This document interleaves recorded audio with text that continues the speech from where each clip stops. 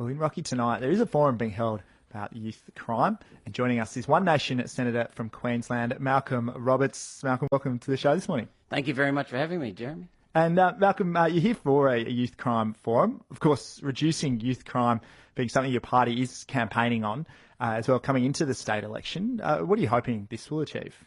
Well, it's actually more than just youth crime, but it's several issues that are dominating people's lives: housing, energy, cost of living, inflation. But youth crime is the main one, because I was here about 12 months ago and hosted a forum then, and we learned a lot from the locals. I mean, you've got a serious crime issue, especially amongst young people. And the solutions are obvious and comprehensive, but nothing's being done about it.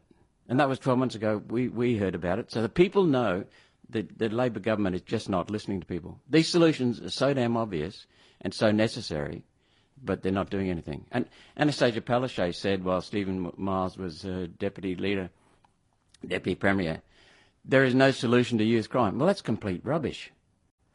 Well, so One Nation most likely won't form government at the state election. So what policies and solutions would One Nation have to impact this issue? Well, first of all, we've got to understand the core issue. It's not something that you can fix by just giving another helicopter to Cairns or another helicopter to Townsville. All that does is catch and release. It's very, very much more comprehensive than that.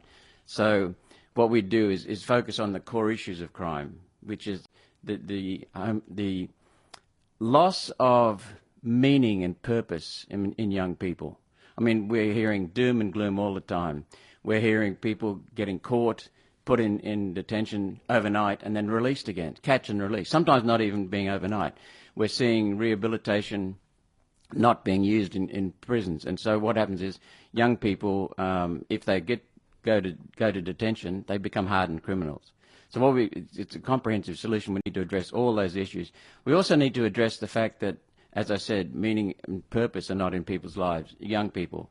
They're hearing climate doom. We've only got 5 years before the world boils, all this rubbish. So what we need to do is get back to basic boot camp style things that help young people identify with some meaning and purpose, and also to take responsibility for their own lives. People, the young male adolescent is a wonderful person if they've got meaning and purpose, and so we need to get that back to them. We also need responsibility on the families of these young criminals, because unless they wear the consequences, they're just not going to take responsibility as parents. So we need to also think about how we can maybe reform the judges and we want a review system on the decisions that judges hand down, but a peer review system, so other judges form a panel and lawyers form a panel to assess judges' decisions. And also we want to reassess the laws, because I think some of the judges' hands are tied by the Labor Party's laws that they've put in place. So it's a comprehensive solution. Queensland Police Services released latest crime statistics for the 2023-24 financial year. They've seen a reduction in the rate of youth offences by 6.7% when compared to the 2022-23 financial year. But you're telling me you don't think things are working at the moment? No, definitely not. We're listening to people in Townsville, Cairns, Rocky, Gladstone, Brisbane, Ipswich, and right across the state. People are concerned, very concerned about crime. We see elderly people really terrified. I mean, go to Townsville in particular, where the youth crime is way out of control, and you'll find that people are living in fear, and that's not the way we should be living in this state.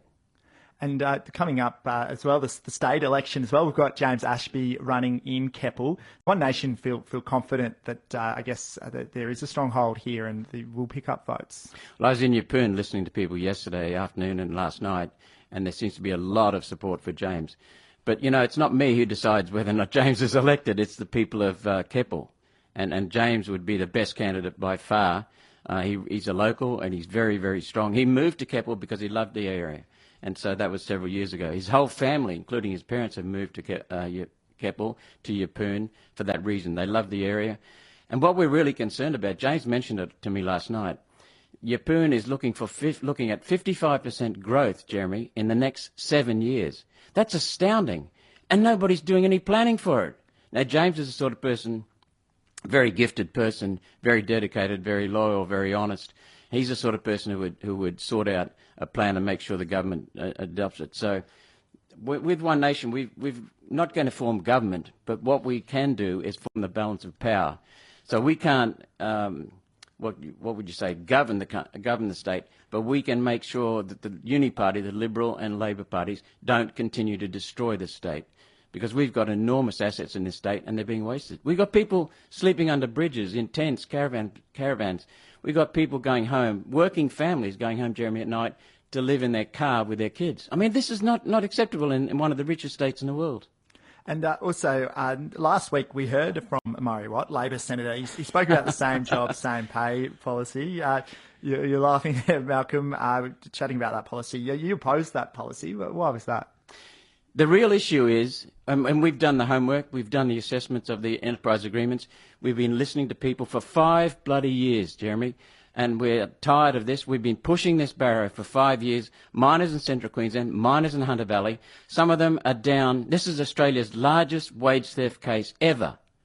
Probably over $1 billion. Some miners are being underpaid $41,000 per person per year. And Murray Watt is just covering it over. That's the first thing. Murray Watt does not chase the back pay. What this bill is doing is hiding the real culprits, which are the CFMEU and the Mining and Energy Union, which signed these enterprise agreements undermining the award by up to $41,000 a year per person. He actually voted against my amendment chasing back pay. He's also now the Minister of Industrial Relations or Workplace Relations. And we put a motion through the Parliament. The Senate agreed with me, put a motion for the Minister of Workplace Relations to investigate the cause of this. We know the cause, but the Labor Party has done nothing to address it. They're covering this up and giving the CFMEU more money so they can selectively target employers. Let's now take a look at Keppel Island. One Nation have been doing Dropbox handouts on why Keppel should not be renamed under its Indigenous name. And on that, why is this, I guess, with so much going on at the moment, why is this such a big topic? Well, the locals don't want it renamed. It's that simple. They just oppose that. And James picked that up. James Ashby picked that up. And so he developed a petition, and sure enough, that's had overwhelming support. So that vindicates James's sense that the people are really upset about this, and they don't want Keppel renamed. Well, Malcolm Roberts, thank you for coming in and joining us today. Thank you very much, Jeremy, for having me. Happy to do it anytime. It's 11.